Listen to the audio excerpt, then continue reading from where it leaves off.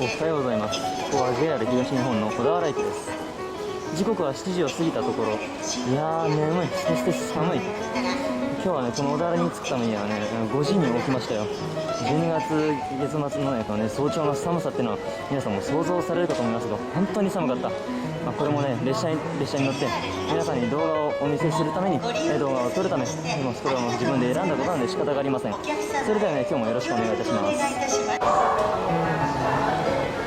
もう来たんだけど、俺の列車こんな早かったっけ。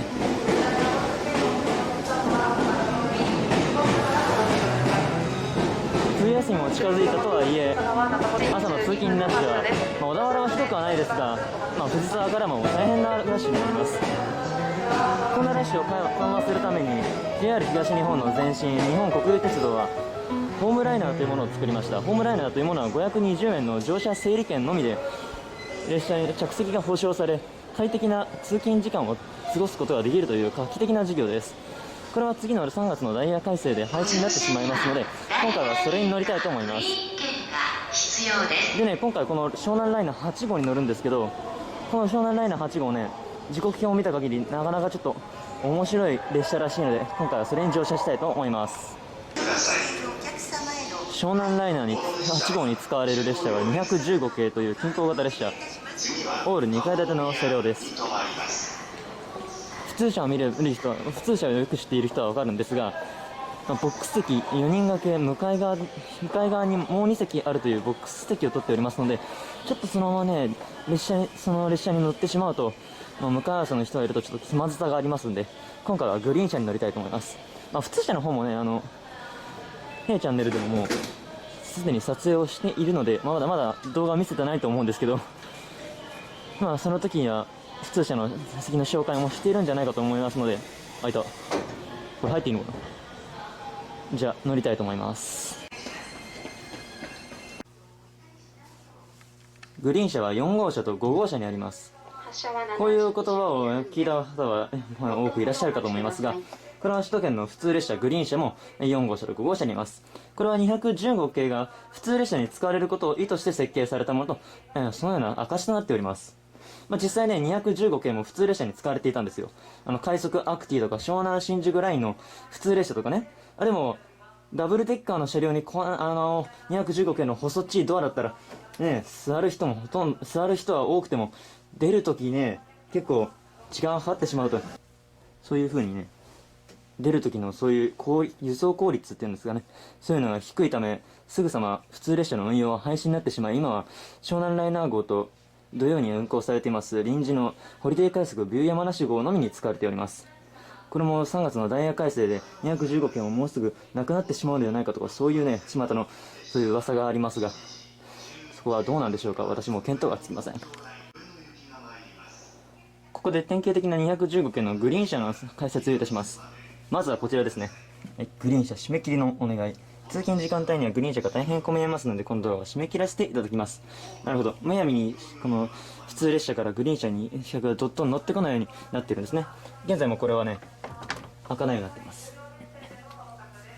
そしてこちらはグリーン車、これは平屋なんですね。2階の方はね、結構混むかもしれないということで、普通にね、のびのびと撮影ができるように、これ平屋を選びました。列車が来るようです。そして、このグリーン車の席、これは R61 という座席の種類です。これは今215系しかないんじゃないかな。前は211系のグリーン車とかまさにこんな感じだったんですけど、この枕カバーは今の231、233のグリーン車にも使われています。このグリーン車のマークとかまさにそうですね。そしてこの座席ですね。グリーン車は全車自由席なんでね、立ち席もあるんですけど、小田原からそんなに乗ってこないでしょ。いうくらいにどうかな。リクライニングもね、普通列車のグリーン車とまさにそのような、それとよく似たようなものです。あんまり倒れない、そして椅子もちょっとペラペラなんですけどね。肘掛けもこういう風に手動になっています。そして、ちょっときついんですけど、ここにヒーターの方にね、くぼみがあって、そこに足をやることができます。普通列車だったらここに辺になんか、柱みたいなそんなもんあるんですけど、硬いな。ちょっと結構古くなってるんだな、もう。テーブル、こんぐらいの大きさなんですね。まあ普通車のグリーン車とほぼ同じです。本当にこれは普通列車を意図して作られているもの、まさにそのものです。そしてこれが読書灯ですね。あれこれ読書灯ないのかな、そんなのないんだけどな。これ送風機か。今動かないんだけど、ここって読書灯なかったっけな。なんか普通列車グリーン車、つまり231とか233とかね、そういう風な列車に乗っているように錯覚するかもしれませんが、ここだけは違います。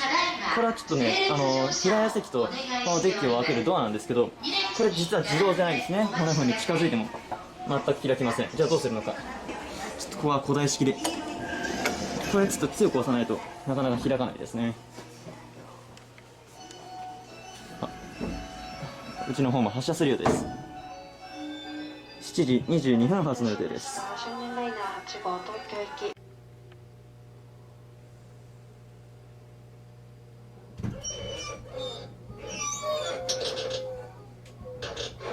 ギーッとそうやって引っ張るような音、これは215系の列車の仕組みにあります。215系の普通車に乗った時もその説明をしたんですが、215系は車両の端っこ、つまり運転台の方にモーターがあるため、非常に電気機関車に引っ張れる貨車のような、そういう感じになるんですね、他の車両は。だからこういう風に列車が動き出すとギーッとともに何かに引っ張られるような、そんな感触になるわけです。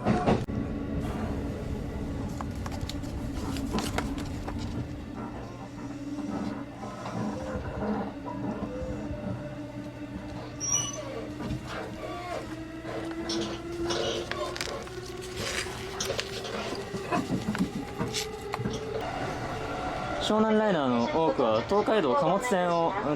迂回します。湘南ライナー2号、そして湘南ライナーの最後の便となる12号のみは東海道旅客線をだらだらと走ります。今この湘南ライナー8号にいますのも、これは東海道旅客線です。おいおい話が違うじゃないか、湘南ライナー2号と12号だけが旅客線を通るんだろうとか、そういうわけではありません。実はですね、湘南ライナーは各列車ごとにルートが違います。最初から、小田原からね、この最初の隣にあります東海道貨物線に乗って、そこから横浜をね、ぐるっと羽沢横浜経由をして迂回する列車もあれば、途中まで東海道旅客線を使い、つまりこの湘南ライナー8号のようにねを使って、途中茅ヶ崎とか平塚あたりから、東海道貨物線に入って、そこから横浜を迂回して武蔵小杉経由を得て、新宿もしくは東京へ行く、そういう列車が存在するわけですね。そんな湘南ライナーですが、この湘南ライナー8号とはちょっとねルートが違うんですね。それはどういうことかというと、それは品川からにあります。東海道貨物線を経由した後、武蔵小杉から横須賀線に入ります。それはそうなんですが、この湘南ライナー8号は品川を到着した後、ずっと横須賀線に居座り続けるんです。皆さん分かりますよね。錦糸町から品川間は近く間なわけです。つまりこの湘南ライナー8号はどういうことかというと、品川からずっと横須賀線に居座り続け、挙句の果てに地下に潜ってしまうというわけです。そんなね、湘南ライナーではなく湘南モグライナー、東戸塚から湘南ライナーを見た人は、この東海道貨物線を分岐して、お前どこ行くねって、そういう感情になるわけですが、今度はね、同僚の湘南ライナーからさえも品川から、お前どこ行くねんと、そういう状況で面白いルートを取るわけでございます。ただいま工事を発車するようです。この旅客線をだらだらと走り、平塚の手前で東海道貨物線に分岐し、藤沢を経由して第一次どこ行くねん、つまり東戸塚から東海道貨物線を分岐するときね、そこまで少し時間があるので、今回はね、シーンカットとさせていただきます。さあ入ります藤沢駅のホーム。すでに列車は貨物線を走っていますが、ホームの様子はどうでしょうか。結構人がいますね。でもよく見ると、次のおはようライナー新宿26号に乗る人が多いようです。よく見ると子連れもいます。多分180号系が引退すると聞いて取り納めをしに来た、そういう人たちなんでしょう。私乗っております湘南ライナー8号のグリーン車にも一人乗客が乗るようです。さあ奥の方なんですけど、これは非常に混沌とした様子、まるで車内に凶悪犯がいて、そこから逃げるように我先へと階段を登っております。これは民族大移動のような姿。これ下りはあーで済んでますけど、上りの東京駅だったらもっとひどいことになってるんじゃないでしょうか。東海道線のラッシュは今日も平和です。大船をさっそうと通過。今ホームの端に撮り鉄がたくさんいましたが、その後はどうでもいいとして、旅客船の時より速いスピードで走っているのがわかるかと思います。時速は80キロ以上、だいたい 90km で、時速 90km で走ってるんじゃないでしょうか。なんかちょっとイントネーションむちゃくちゃでしたけど。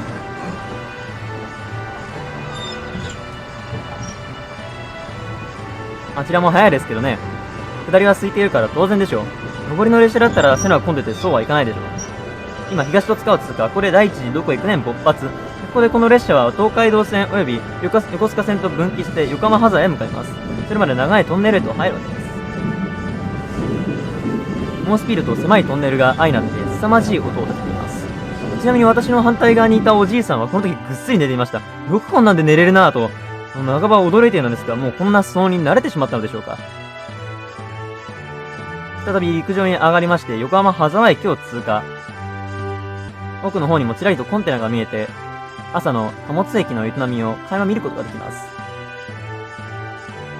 あちら側にあるのは横須賀線直通用の新線です。私、湘南ライナーがなくなると聞いて、もしかしたらこの貨物線ルートもなくなってしまうんじゃないかと心配していたんですが、どうやらそうではないようです。で鶴見へやってきました。横浜は後ろ、こちらをまたいでいたのは鶴見線です。この列車は他路線と一旦ここで合流して鶴見駅を通過します。また離れてしまうんですよね。あの建物、以前ホリデー快速熱海号の回で乗務員交代をしたところです。他の臨時列車も乗務員交代で止まることがあるようです。鶴見駅を過ぎますと、こちらに見えてきますのは新鶴見機関区。奥のホームは新川崎駅です。本日もたくさんの機関車がおります。金太郎や EF65、そして66の、確かこれは1000番台っていうんでしたっけな。でそういう機関車があります。E217 系も横浜方面へと走っていきます。そういえばね、この列車、貨物列車のごとく様々な路線を経由して東京に向かっておりまして、さらに、この客車のような乗り心地はまるで貨車のようです。これではね、この列車は、近郊型電車215系ではなく、人間輸送有害車215系というべきでしょうか。確かにね、屋根もあるし、ホール2階建ては大量輸送にもってこいです。いやー、この貨車はね、大変素晴らしい。大量の座席があって、さらにね、もう一回り、料金を払えばグリーン車という快適な座席まで乗せてくれるとはね、JR 貨物の太っ腹でございますよ。さて、武蔵小杉手前でいきなりスピードダウン。実はこの時、湘南新宿ラインが遅れていました。ギーギーとまたも客車のような音。いや、これ客車だったら多分苦情殺到ですよね。私こんな客車嫌ですよ。やっぱりこれは貨車なんじゃないでしょうか。ゆっくりと品格線へと入っていきます。武蔵小杉はこの列車は通過し、品川駅へと向かっていきます。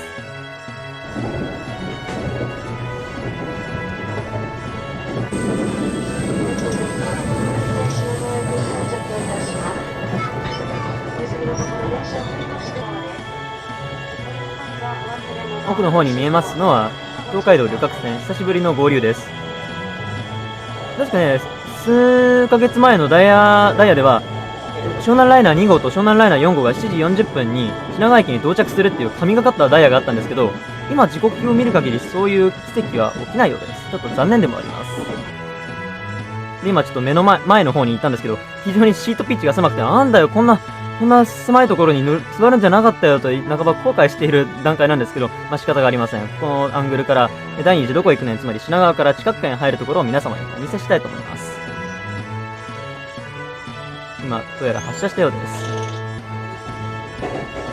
さあ、もうここで地下に入っていくわけです。地上はもう頭の上にあるわけですけど、どんどん暗くなって、もうコンクリートの壁。さあ、もう地下に入りました。横須賀線の近く間に入りました。次の停車駅は新橋駅です。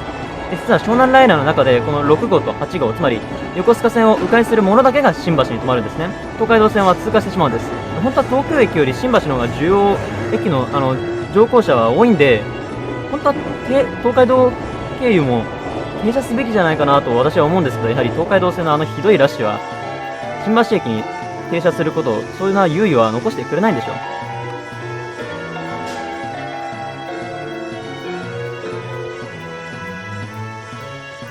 2番線ドアが閉まります。ご注意ください。さあ、こちら2階席の、グリーン車2階席の紹介です。こんなラグジュアリー感のあるような電飾もありますが、住まい階段を登ります。こちらが2階席になっています。意外と人がいなくてね、なんだ、人がいない、ラッキーと思って撮影に取り掛かりました。次は終点の東京と言いますが、何のその。お待たせしました。読書灯のご紹介です。はい。ただそれだけ、本当に2回はこの紹介だけで終わりました。まもなく東京に到着するようです。マルクスの資本論によると、資本家は労働力という名の商品を買って収益を得ているとあります。そうするとね、まさに今ここに載っている人たちは商品であり、この人間輸送有害者215系は、これを欲している各国の企業が集まる丸の内という名の市場へと毎日運んでいることになります。なるほどね、貨物船を経由して人たちを輸送している。まさにこの輸送っていうのはね、もうこれは労働力、人というのは労働力という名の商品だと言わんばかりのその表現。もう東京駅のホームに入ってきました。今日もね、無事に小田原から貨物船を得て、これら商品を東京駅に輸送することに、215系は成功いたしました。万歳万歳、拍手喝采。やったと、こう申してしまうとね、ただのサラリーマンに対するひどい冒涜としか捉えられませんが、これは私はそういう思いは決してなく、この首都圏のね、尋常でない通勤ラッシュを痛烈に批判、風刺をした比喩でありますので、皆さんはちょっと鵜呑みにならないよう、ちょっとご了承ください。しかし私は、労働力という名の商品ではなく、むしろこの215系湘南ライナー8号をネタにして動画という名の商品に、この215系を下で上げてしまうというね、とても皮肉な逆転現象を起こしてしまいました。でも、あとこの215系もね、出揮するときは、まさか私の手にとって動画という名の商品にされるとは思ってもいなかったことでしょう。本当にこれ冗談ですからね、くれぐれもちょっとそんなひどいことを言ってる YouTuber とかね、そういうことをそういうイメージを持たないで、本当にお願いします。ご協力お願いします。お仕事を終えました。215系は品川の車両基地に入り、また夕方の仕事まで一休みするわけです。それではね、本日の動画はこれで終わり、ご視聴ありがとうございました。